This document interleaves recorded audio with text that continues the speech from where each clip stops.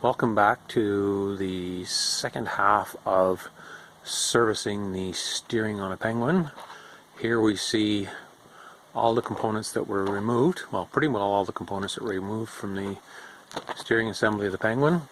They've all been cleaned up with a wire wheel, given one coat of primer, and the silver parts have been coated with 2 coats of hammer tone finish silver. The hammer tone, you can see it there, it sort of looks like a natural finish steel or a galvanized steel, but it looks close to the color that the bare metal would have been. So I did the tie rods, the tiller bar, and the springs, and the clevises in that color. I'm not sure if the clevises were that color or if they were a natural silver or if they were painted black, but anyway, now they're silver. They're coated anyway to keep them from rusting, hopefully anytime in the near future. The steering supports are cleaned up and painted gloss black. The plates that the bolts go through to hold the steering bridge in there, gloss black, and the steering bridge is now gloss black. So these will hang here until they're dry, and then we'll put them back in the Penguin. Everything was hung inside overnight to dry, and it all seems to be dry. The paint all feels hard. And I did, by the way, put 2 coats of black, gloss black, on the black parts. I did mention I put 2 coats of silver on the silver parts, but I did, yes, put 2 coats of black on the black stuff. So there are a few things to round up, like cotter pins and grease, and there's one other part I want to clean. I forgot to clean before I painted it, but I'll do that, and then we should be able to put this back together. I thought I did pretty good. I cleaned up the bearing surface on the steering supports, cleaned up the axle, made sure I only painted to a little bit where the seal was going to go, painted about to where the bushing goes on that, did them both, cleaned up the hardware, and then I realized that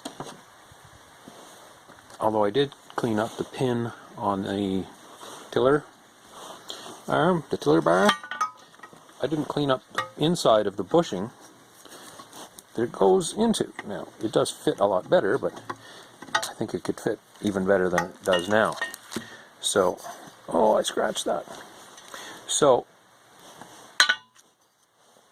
I'm going to attempt, that's what this is for.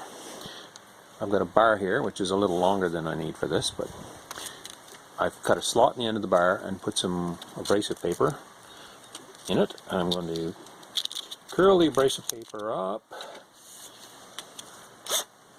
and I'll have to curl it up so that it goes into the hole. I might have too much abrasive paper here. I'm just going to put it in the hole, give it a couple of shots with the drill, and that should clean some of the rust anyway, hopefully, out of those holes. Now I'm going to move these out of the way so I don't scratch them.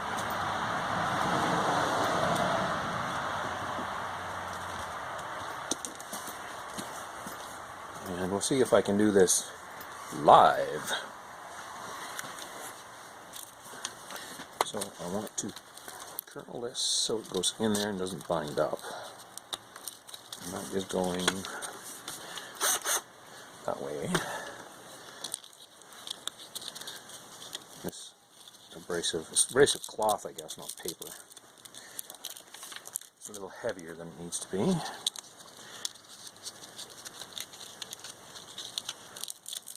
You can find this usually in the plumbing section. It's used to clean copper pipe up. Yeah, and there's too much of it there.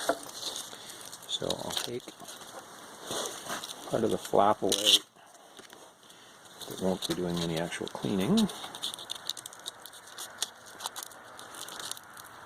Maybe do this with a piece of stuff just rolled up by hand. So I'm just going to put it in there.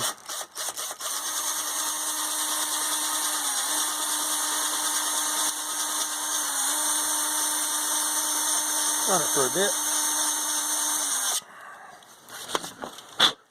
Yep, there's definitely rust in there. And we'll just check the fit of our tiller bar here. Which, remember, took a pry bar to get it apart. There we go. It's there was definitely rust in there. It fits a lot better now. See, there's a little bit of rust in there. I'll just give it another spin with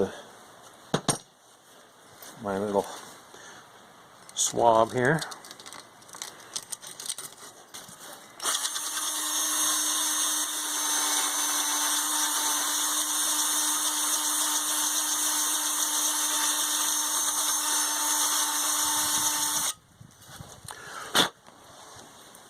So, that should be nice and clean, or cleaner than it was anyway.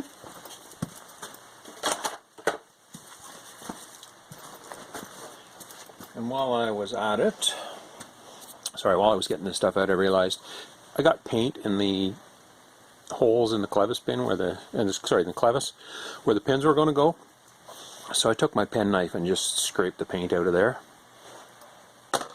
So I think we're ready to start reassembling. I have some grease here, and I should have some anti-seize compound to put on the ends of the tie rods where the clevis is bolted on. And I'll need some cotter pins. I have a cotter pin selection here. I'll need cotter pins for the pins in the clevises and for the two on the axles. So I'll have to pick cotter pins out of that assortment as we go. So I guess I'll do assemble some sub-assemblies before I start putting this back in the machine. There are several ways to do this. Of course, the steering bridge has to go in first.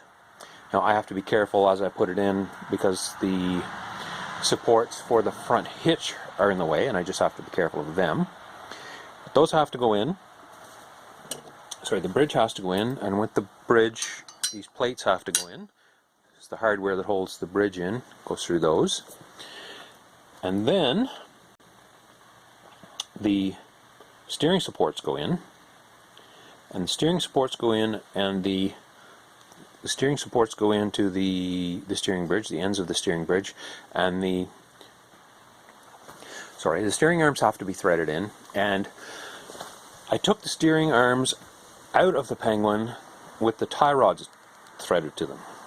So I could assemble the tie rods and then attach them to the steering arms, put the pin in, put the cotter pin in, and then thread the steering arm into the steering support with the tie rod attached. But I would be supporting the steering support while threading the steering arm in while it had the tie rod on it. So that would be a little bit of a challenge. So what I think I'm going to do is simply put the steering support in, thread the steering arm in, and then it will be held. I can take the completed tie rod and put it into the machine after the steering supports are in with the steering arms. That will mean I'll have to reach into the front corners to put the pins in and bend the cotter pins over. But that would be, I think, the lesser challenge than trying to thread the steering arms in to the supports while I'm holding them. So, anyway, there's some things that can be done differently, but I'm going to try it the way I'm going to try it, and I'm going to see how it works. I'm going to start by putting the tie rods back together, and I'm going to take some anti-seize compound and put it on the threads. This will just prevent them from rusting. So when I take them apart 50 years from now, they should be easy to take apart. Just put a little bit on those.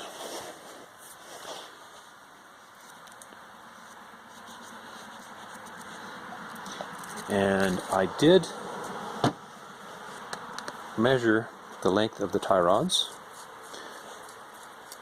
the overall length of the tie rods, before I took them apart. And I had noted that the end of the tie rod, the rod itself, was just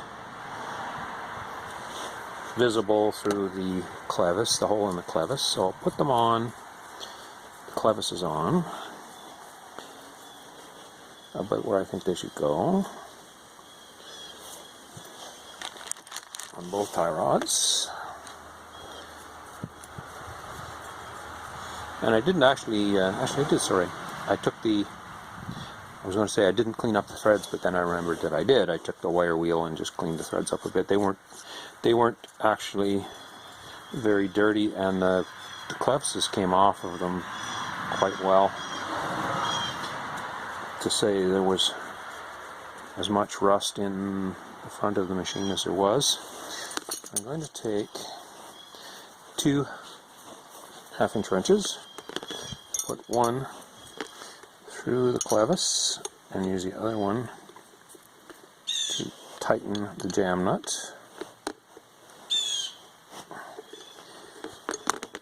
And then I'm going to line up the clevis on the other end so that they're about the same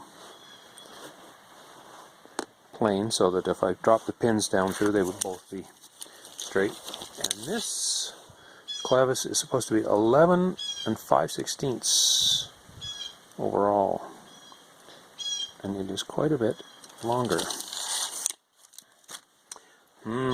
Was there a difference in the clevises that I didn't account for? There might be.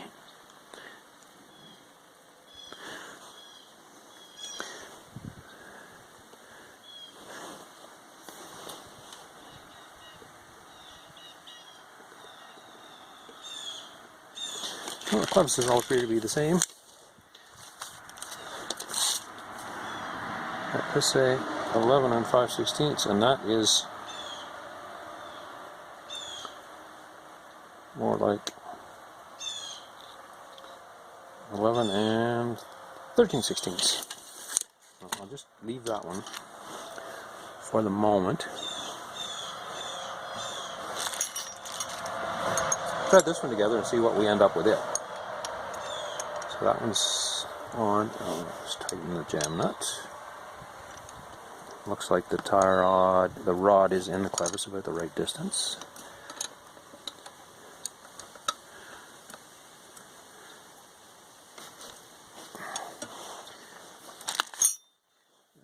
Put this other clevis about the same angle, and we'll measure it and see what happens. It should be 24 1/8. Balancing things here, poor idea. 24 1/8 is what we should have.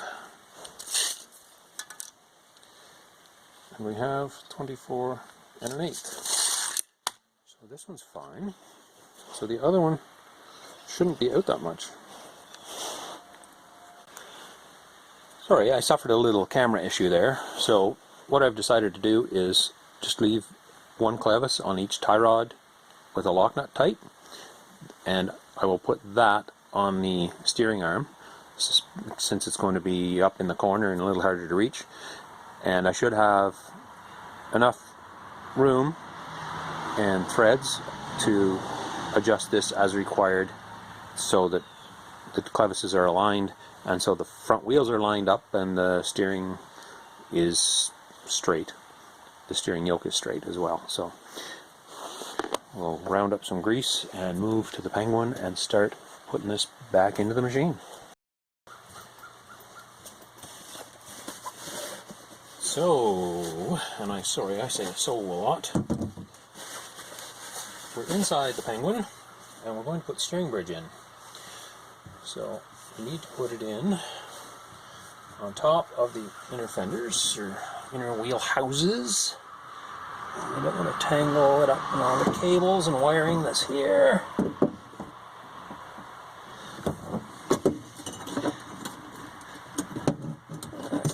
under and over a bunch of stuff here.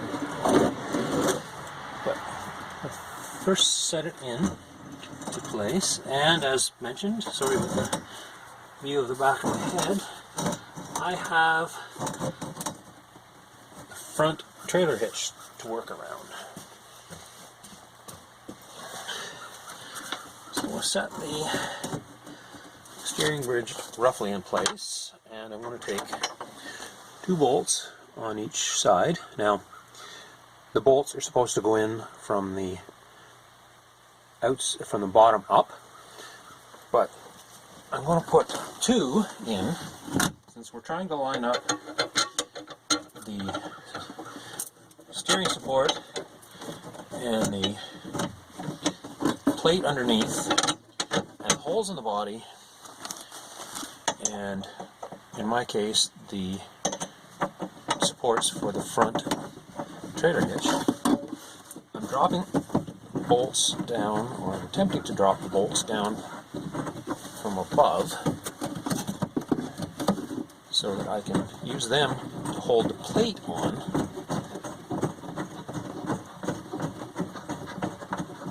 to the outside. And the holes are small enough that I actually have to thread the bolts in. So I'm just going to put this plate on this side one here, just with a nut on each bolt to hold the plate, if it'll cooperate.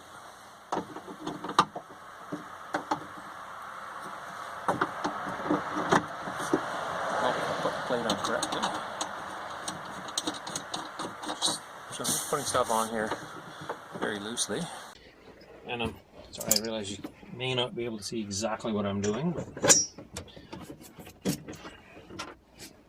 I'm just dropping the bolts down through the steering support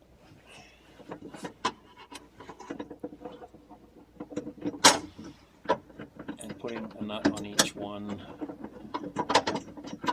just to hold this plate.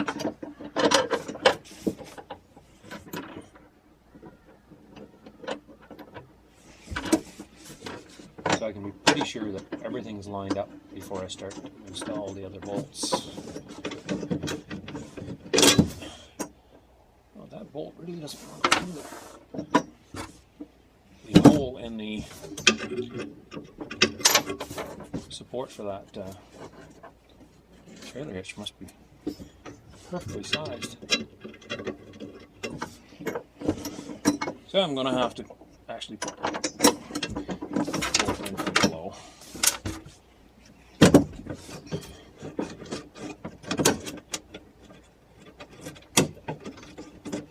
So that bolt is in the right way. While I'm here, I'll keep going. I'll put the other bolts in from below. These had no washer under the head, they only had the washer up top.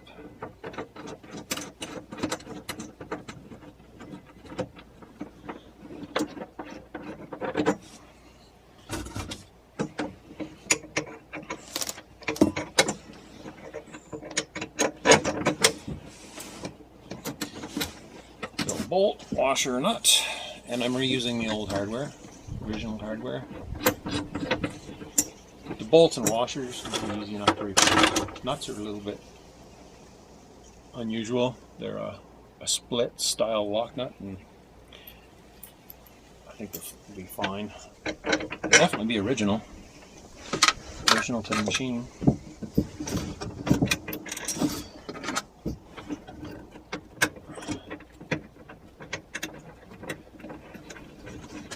So I'll put all of these in loosely. I'm not going to tighten anything up until all 8 bolts are in.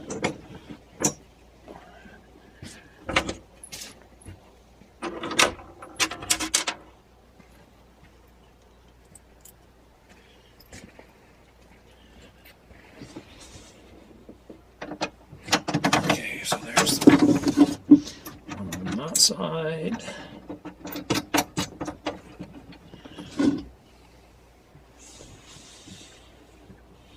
take this bolt. That's the bolt I just put in. This bolt out, turn it around, and from the bottom up towards the top, so the nut is inside the body. That's the way they were. Not clear if it matters.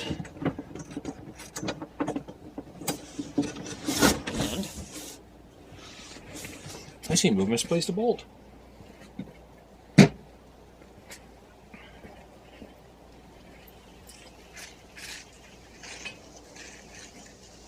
There it is. It was on top of my zipper bag. Okay, so this bolt will go in.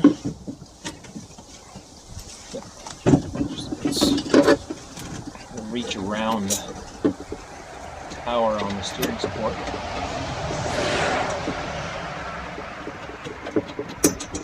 The nut, the washer's on it. Take the bolt back out. It's just holding things in alignment. And of course I dropped the nut. Away. So that bolt again goes through the plate, the body, the steering support, or the tower, sorry, on the bridge, and the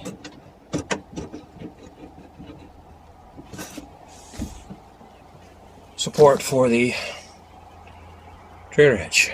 So the hardware's all in loose, so I need some wrenches. So with wrenches in hand this time, I'll tighten these bolts up. I'll hold the bolt with a wrench and tighten the nut with the socket on the ratchet here.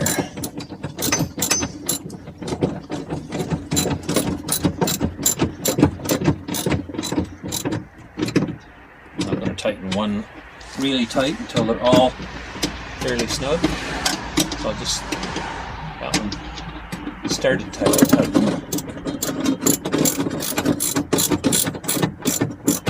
And I just remembered something. The horn is here. I have to install it under the nut on the bolt that I'm tightening up. I was just thinking how the steering yoke and the horn are in the way, and then, oh yes, horn, reinstall.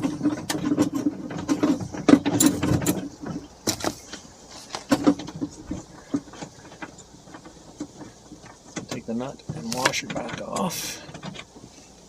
The horn back into place. And the horn mount actually has a notch in it. Right here. So it goes on the outside of the steering support. The notch is to clear the rib in the steering support, and now I've got the wiring crossed up. I hope nobody goes looking for an original Bosch horn. Some of the parts on this machine were used in some cars that seem to demand some prices, high prices I should say. The parts, like the headlight switch, was used in a Porsche.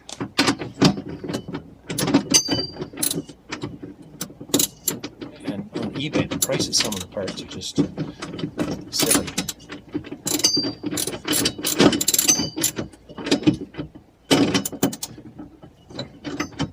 Okay, so that one is snug.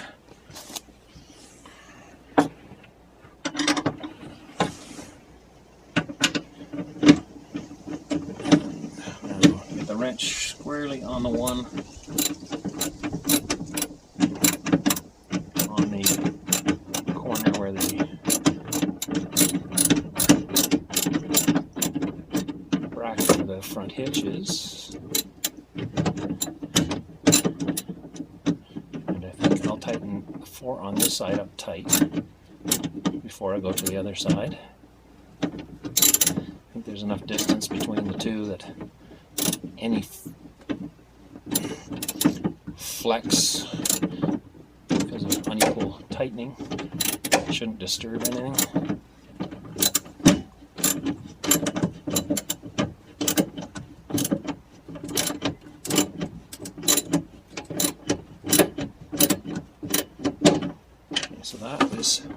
snug. Bolt number 4.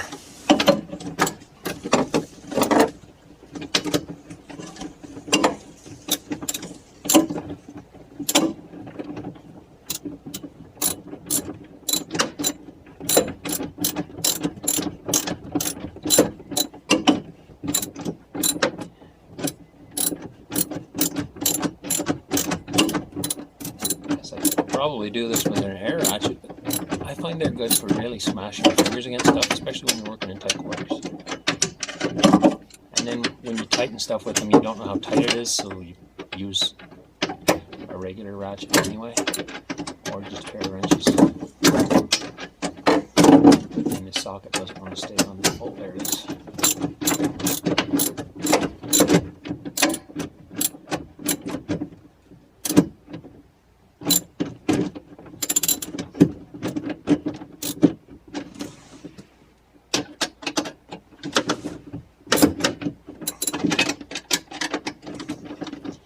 So I'm just going to go ahead and tighten these, all 8 of these up. I'm not going to put you through the pain of watching me do this, and then we'll come back and do the next step. I'm back now that all 8 bolts and nuts have been tightened. They were tightened evenly. In some places it was easier to use 2 wrenches than it was to use a socket and a wrench. But anyway, they are now all tight. So the next thing on our list is to install the steering supports. So I think I'll do the left front one first. So this is the left steering support. The axle is back from the front, and this is on as it should be, and the steering arm is here. We'll thread in. The threads are at the back, and now it does thread in past the tube here, so we might have to back that off once we get it in. It might bind. We'll have to put it in, make sure it doesn't we haven't got that threaded in too far so that it binds. But before we put this in, I'm going to apply some grease to this whole tube here, from the top right down to where the paint starts. And I've just got some synthetic grease here, some all-purpose synthetic grease. There is the steering support greased. So with the steering arm set inside the machine, I'll start this up in the hole.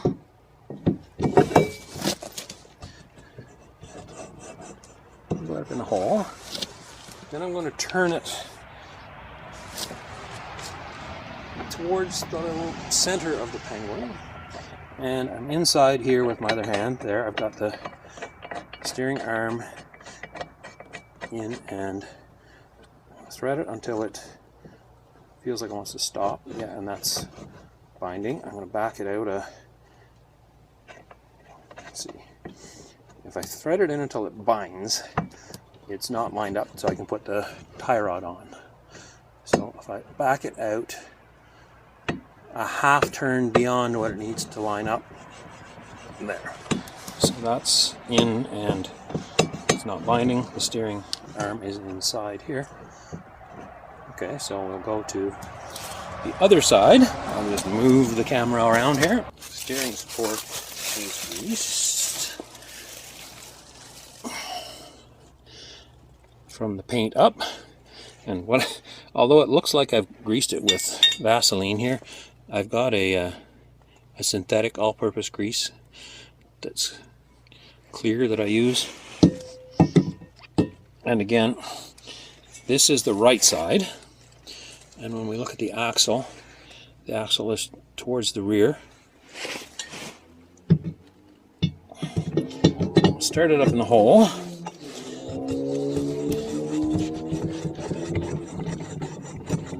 Put the grease in. Oh. Turn the steering in about 45 degrees. and reach in, start the steering arm in the cutout in the front of the tower.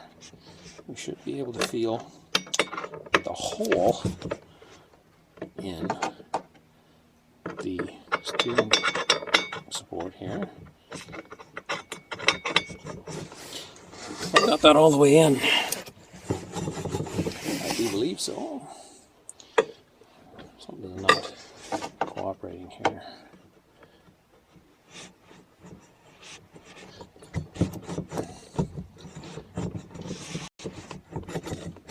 No, I'm not all the way in with the steering arm.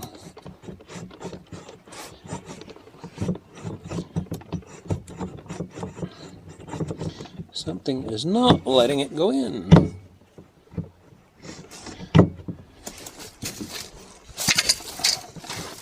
What could that be?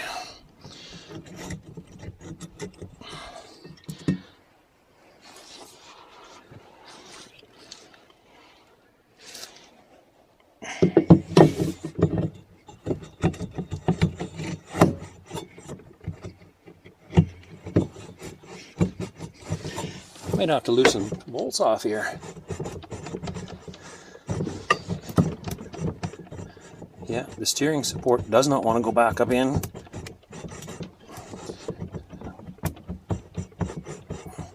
I'm not sure if the plate here is in the way, so I'll take that back out. Wipe some grease off my hands and loosen some bolts.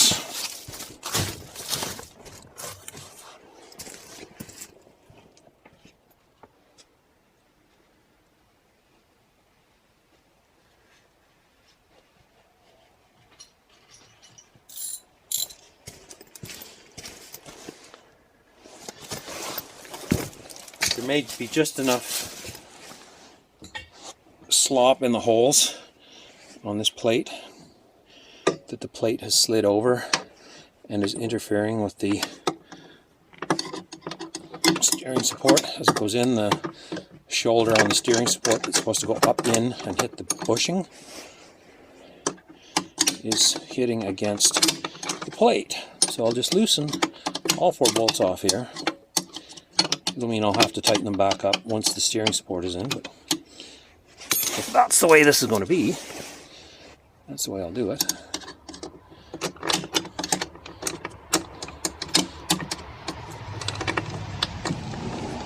I knew the other side went in too easy. There had to be a catch to this.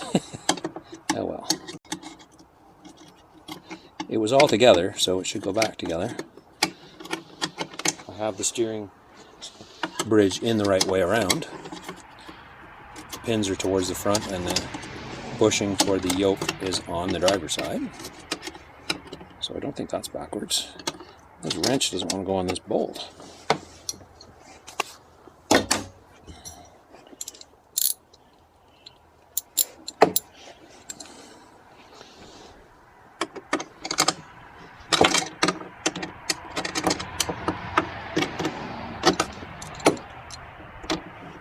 Can't see what I'm doing here.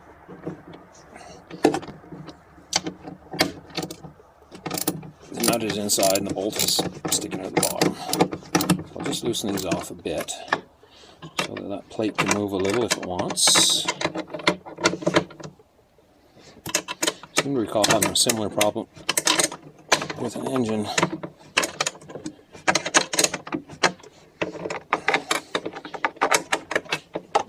Now to get the outside front nut is a little tricky to get onto, it seems. There's limited access inside because of the body, and then the nut is right close to the rib on the bridge.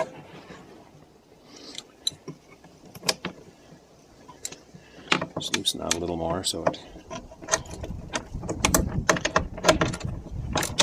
can slide if it wants to.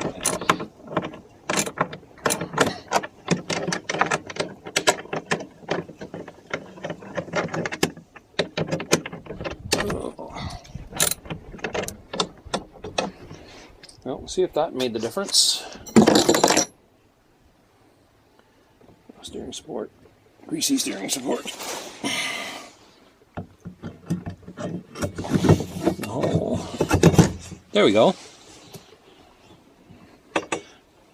So I'm going to leave the steering support in, so it means putting the steering rod in, steering arm,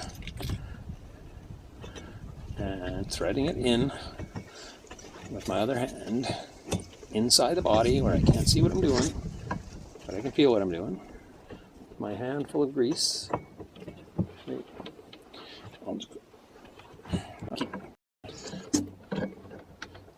I'll have something to complain about. So the steering the steering arm is threaded in all the way, and it seems to be binding there, so I'll back it off till the tie rod can go on, and back it off another half turn. There, so the steering support is in.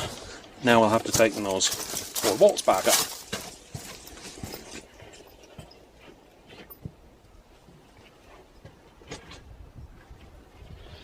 So now I'll take the grease off my hands and tighten those bolts back up. The steering support is now in the way. Well, it's now here. It probably isn't. And I'll just use the wrenches here, using the ratchet. Maybe. Maybe not. Okay. It's a good thing I skipped showing you how I tighten these bolts up, Because I ended up having to show you how I tighten them up second time.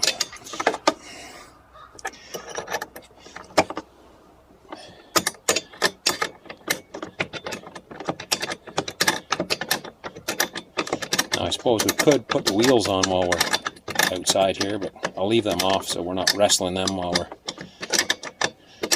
putting the tie rods on. Actually, no. I should put the wheels on, so when I put the tie rods on, I can just have a good look at the wheels and make sure the toe end looks correct. And as I said, I'm not going to get into repacking the front wheel bearings. They had grease in them, they weren't noisy. I'll save that for another time. I think I have at least one machine here that has a noisy front wheel bearing, so when I look at that, I'll capture it on video, that process on video. Repacking a wheel bearing. The wheel bearings themselves are common bearings. Common in the sense that you should be able to get them at an auto parts store or a bearing supplier in your hometown. It's not like the engine parts where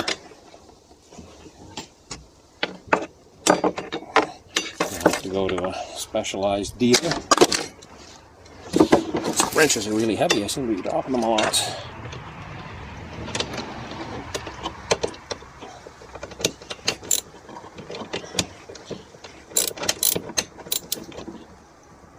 Now, this one bolt is a real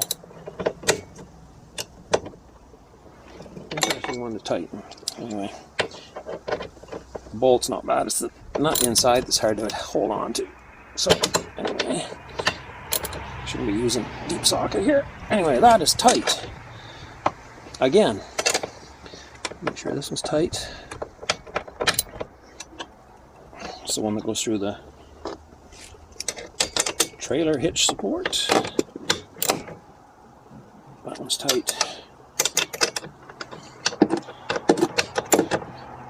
And that one's tight. Putting the wheel back on, I've gone ahead and put a little grease on the axle here. And I'm not, as I said, doing anything with the bearings. So we'll slide the wheel on. And of course I got dirt off the tire on my hand, so I'll wipe my hand off. Now I'll put the outer bearing in. The inner bearing was still in place because the seal holds it in. So here's the outer bearing, and it only goes in one way. It's tapered, so we want to put the smaller diameter in. Believe me, I've seen those bearings put in backwards. And then we want to put the nut on, and this is called a castellated nut. A castellated nut because with the slots in it, it looks like a little castle. We want the slots out. Spin that on. And spin it on until it's too hard to turn by hand. Now I was going to look at the manual to see for the Beaver, to see what it suggests for setting on the bearing for preload or backlash. Preload, of course, means that I shouldn't say of course. Preload to me, or my understanding of preload, is that you're making the bearings tight. So there's a little bit of, so there's tightness to them. Which right now, or at the opposite, that's free play. There's actually no tension on the bearings, they're loose. So first we want to do is take a wrench, or in this case a pair of pliers, tighten the bearings down so that they're too tight, and then back them off. And what I do is I back them off, and I'm wiggling the wheel here until I feel free play. And I can, if you can hear it, it's moving a little bit, and probably you feel it better if you hold the wheel top and bottom. So there, I can feel a little bit of free play. So that is close to where I want the wheel bearing adjusted. So now I'm going to go find a cotter pin, which I should have done before I started this. Hold on one moment, please. And that's one way you can tell the bearings are not too tight. That wheel is not balanced, and it's turning on its own. So I'll get a cotter pin and be right back. Now I have a cotter pin, and I believe the cotter pin, there's a hole here somewhere. Thought I saw it there. On the other side, it's straight up and down.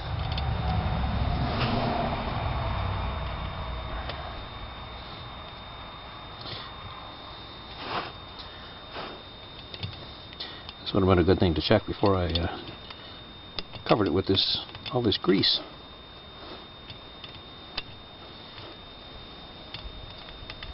There's the hole right there. Okay, so I don't think I've changed the free play. Maybe is a little loose. So I'll see if I can go. So the notch we're at is there. So I'll see if I can go one more notch. Just set the pin in there. Is there still free play?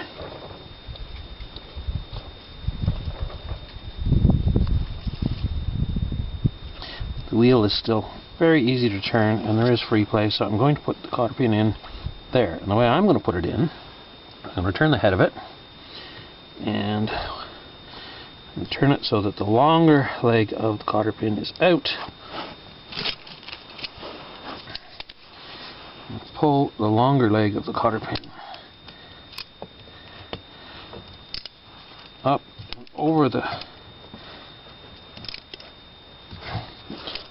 and over the end of the axle.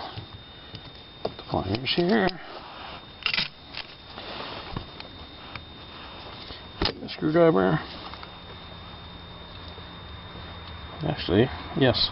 Now it wants to turn. You know what? Change my mind. I'm going to put it... No, I didn't. You can either put the cotter pin out over the axle and then tuck the other end in, or turn the cotter pin along the sides of the nut. But the cotter pin is in so that it has to be bent this way. If I pull the head up enough so that I can bend it the other way, the head will rub against the cap. So we want that fairly close to the end of the axle so that it doesn't rub against the cap.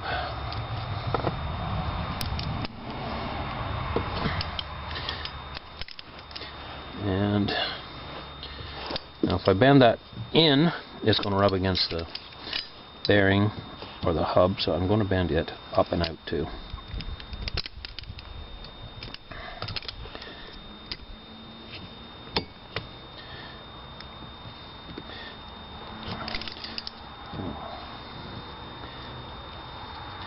Doing it with the pliers, trying to avoid using a hammer on this.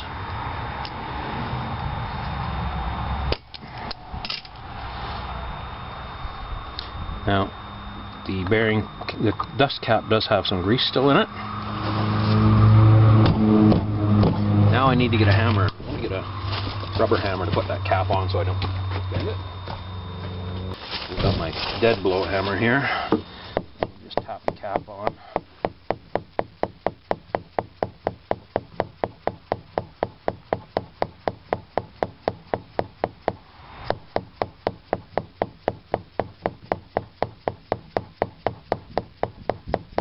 Should be, the flange on that cap should be right tight against the rim. There, the cap is on, so that wheel is on. So we'll do the other wheel, and then I'll come back when we're putting the tie rods on. Don't go away. On to the tie rod installation. I have the 4 clevis pins that go on the end of the tie rods, and I have the 2 tie rods here. These are the ends with the lock nuts tight. So these are the ends that are going to go on the steering arms. So I'll set those in. The short tie rod goes on the driver's side, long tie rod on the passenger side. I'll just set them in with the clevis over the end of the steering arm and put the pin in. And I won't put the cotter pin in quite yet. Now, I'm not sure you're going to be able to see exactly what I'm doing here. I've got the camera sitting on the top of the inner front wheel opening under the steering bridge, pointed at the bridge on the other side, because what I'm going to do is, before I put the tie rods on, I'm going to install the spring that returns the steering to neutral. Now the camera's going to jiggle all over the place.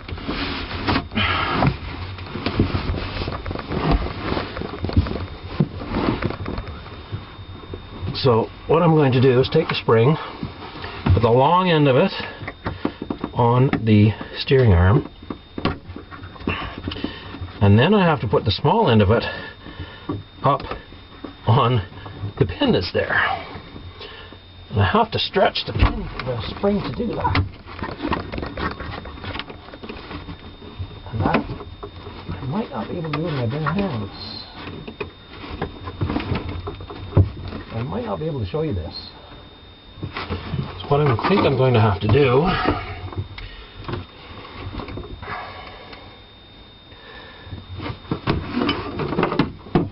I'm going to have to get in here so I can see a little better what I'm doing.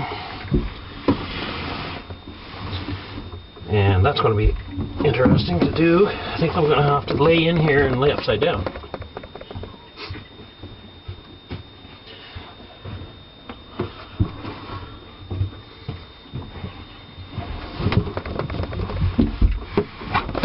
Okay, so the camera's shaking again. Yeah, this is going to be a challenge.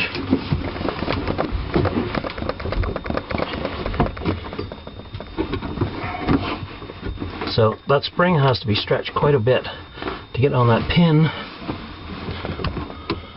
Well, we'll see if I can do it with my head stuck in the way here. So stick the screwdriver into the coils of the spring and see if I can lift up on the screwdriver.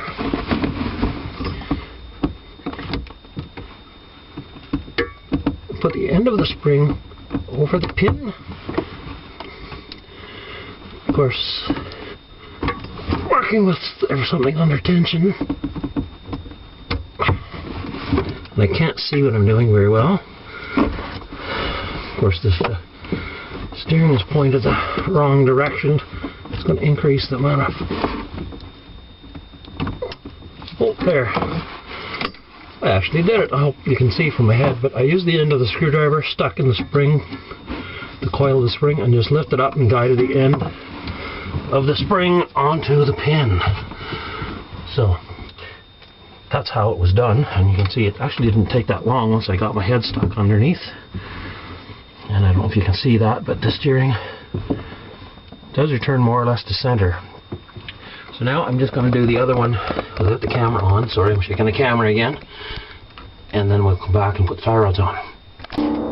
So here's a close-up view of the spring on the steering arm at the bottom. The larger loop of the spring is on the steering arm, and the smaller loop of the spring is on the grooved pin, so that the spring will help return the steering to center, and it may also take some of the rattle out of the steering.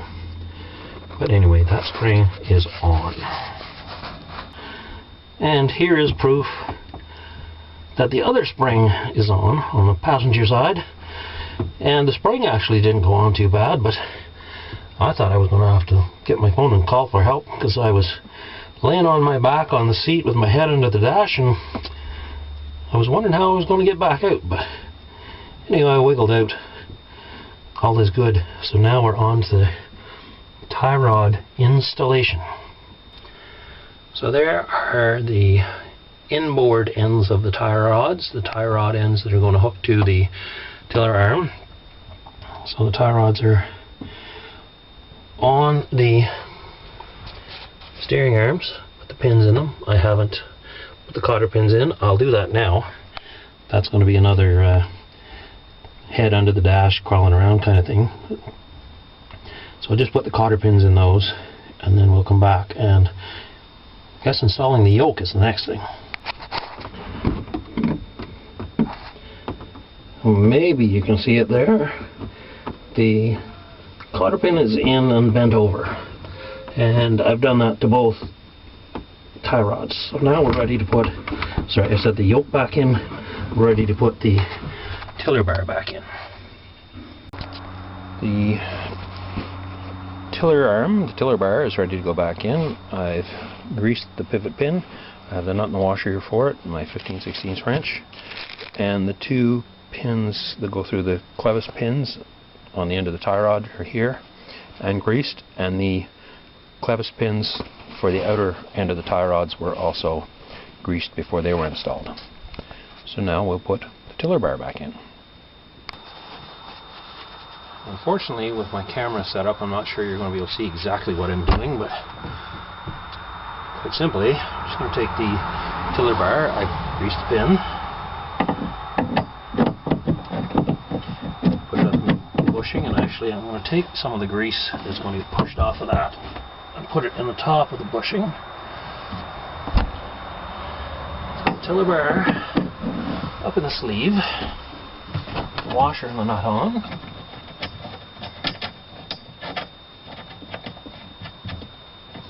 Wipe some of this extra grease off. The nut started, so that shouldn't fall off from there. So I'll thread that on as far as I can by hand.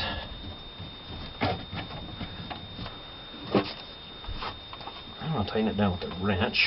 We don't want it tight, we want it tight.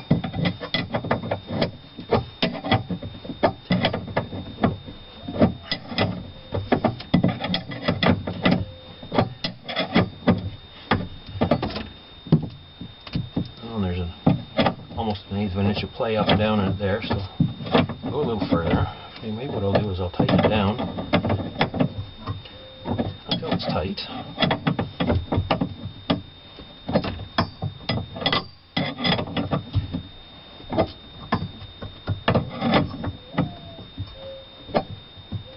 There,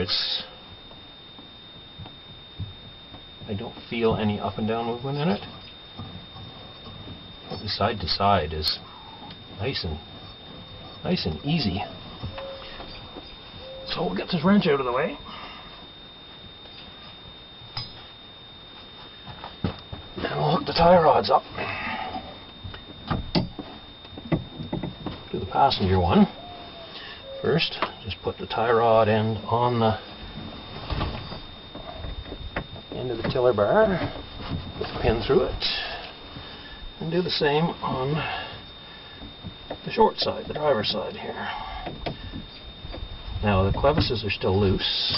They're not, the lock nuts aren't tightened on them.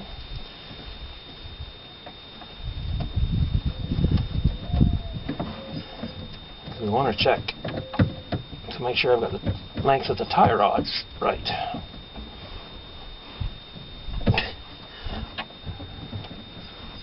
Of course, this one doesn't want to go through the hole.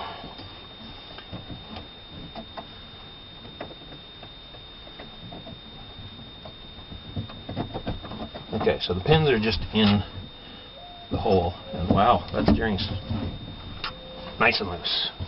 Nice and free, I should say.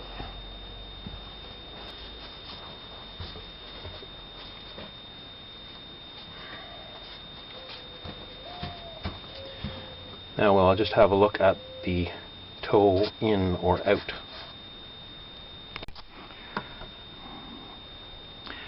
So now we are looking at the left side front wheel and doing a crude toe in check.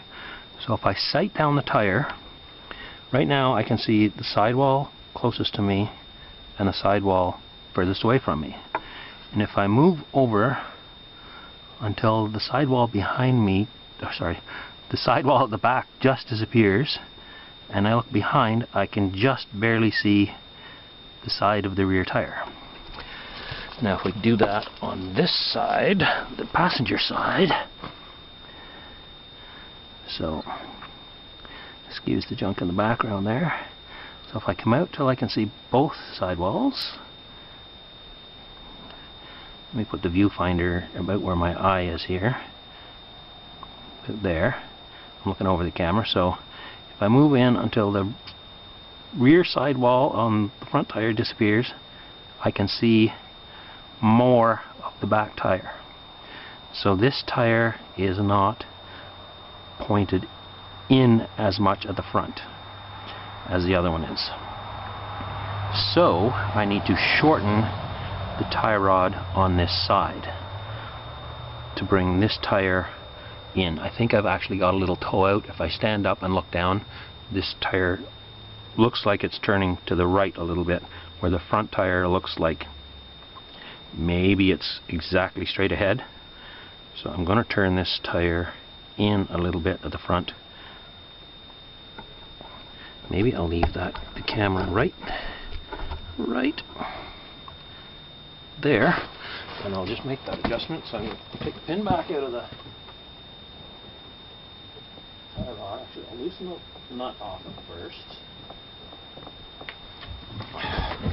Take the pin out. Slide the clevis off of the steering yoke, the tiller bar, and I'm going to turn it one turn in to shorten the tie rod. Put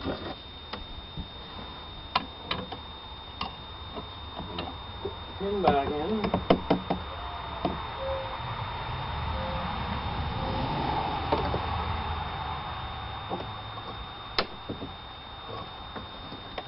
And then I'll come back out and look and see where we're at.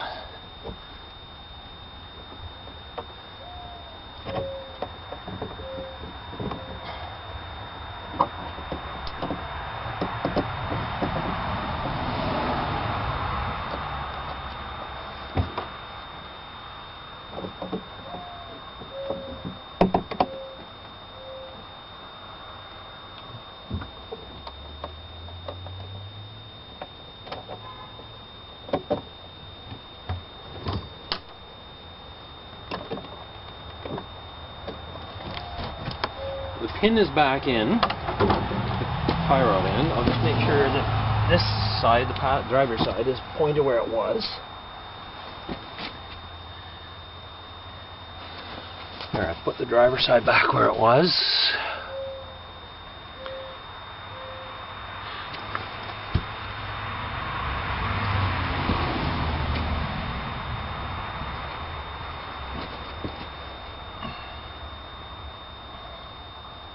I'm just looking at the driver's side, and I see a bit of the rear tire. And if I come over here, I see a little more of the rear tire. But the front wheels, when I look down at them from above, they both appear to be pointed slightly in, and that's what we want. We want a little toe in. So now I can put the cotter pins in the clevis pins and tighten the lock nuts on the tie rods so that the ends of the tie rods can't turn anyway because the lock nut on the other end is tight, but we'll tighten them anyway to make sure nothing can move.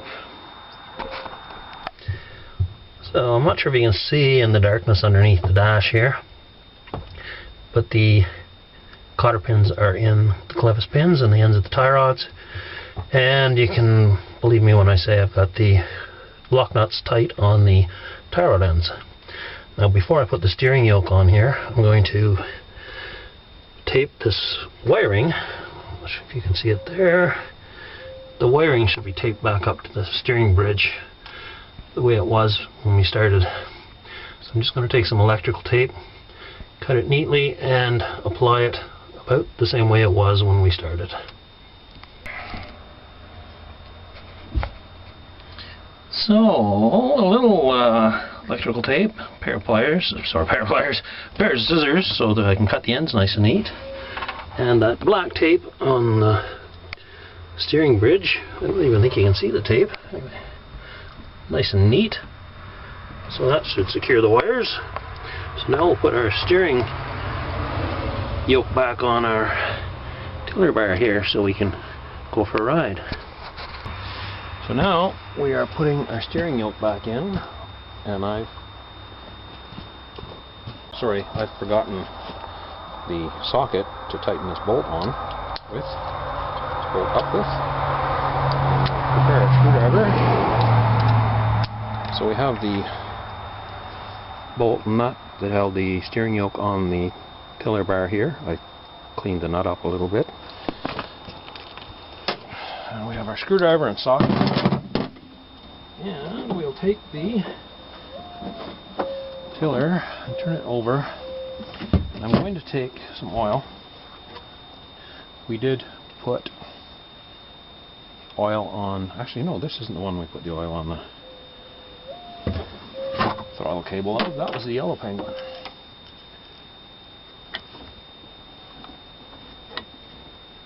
I'm just going to put a little oil on the cable here where it goes into the outer housing. Just put a little oil on everything here. This throttle cable's been working fine, so although it's rusty right here, it doesn't seem to be coming apart. So I've put a little oil on that. Well, the cable will sit off to one side. There's a little trough here, a little recess for it to sit in. So the yoke, the tiller bar goes in the middle. So we'll put that off to the driver's side. We'll slide that on until we see the hole through here. Put our bolt in. Put it down in with our screwdriver. Get the wire that came off our wire brush out of there. The nut on here.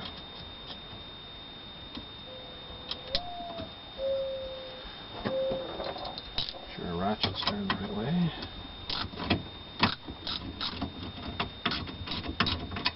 Make sure the cable is where it should be. The cable does move, so it's out of the way. tighten this up. Sorry, we had a little bit of a technical difficulty with the camera. I think the battery's dying.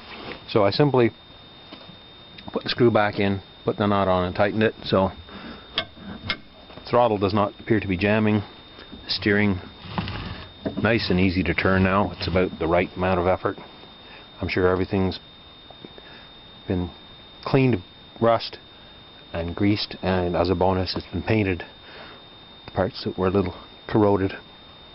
So we're back in business as far as the steering goes. Next thing, we'll lube up our ignition switch, but I'll clean up from one job before I start that one. So if we go back to the start of this video, you'll recall I said I was having a problem, actually a couple of problems with this ignition switch.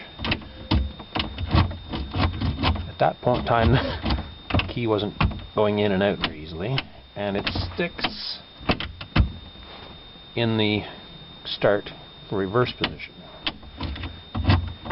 Sometimes there, that's the start in forward position.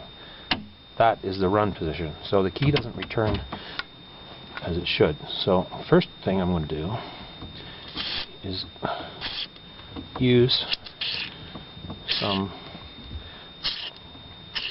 lubricant here that's supposed to creep, and that will lubricate the tumblers, I believe they're called, or wipers in there, to make it easier to install and remove the key. Of course, this lube that's dripping off the switch isn't doing anybody any good. That doesn't help the sticking issue. These switches have a shaft that goes all the way through and out the back, and that needs to be lubed. So I'll just get out here and turn the camera around so that you can see what I'm talking about, hopefully. And then we'll put some lubricant on that. But I'll turn the camera off and take it off the mount here. Okay, we're looking at the back of the ignition switch, I think. I'm kind of in an awkward position, and I think the little bump we see on the back of the switch, just above the highest terminal in the picture, that is the shaft that comes out of the back of the switch. Now, it would be a lot easier to see the switch and to see what I was doing if I pulled the switch out of the dash, but I may mark up the nut that holds the switch in the dash, and then I may not get it tight again, so I'm going to do this while this is still in place. And all I'm going to do is put some of that lubricant that I used inside the switch, that's known for its abilities to creep. I'm just going to put some on my finger and then smear it on the pin on the back of the switch. So, quite simply, all I did was spray some lube on my finger. I actually put a little more than that on it. Then I reached up in behind the switch and wiped my finger on the pin, the pivot on the back of the switch. So now,